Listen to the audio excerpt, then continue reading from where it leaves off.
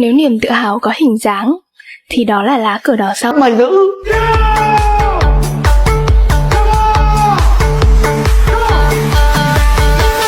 Năm tháng sẽ trôi qua, nhưng thắng lợi của nhân dân ta trong sự nghiệp chống Mỹ cứu nước mãi mãi được ghi vào lịch sử dân tộc như một trong những trang chói lọi nhất,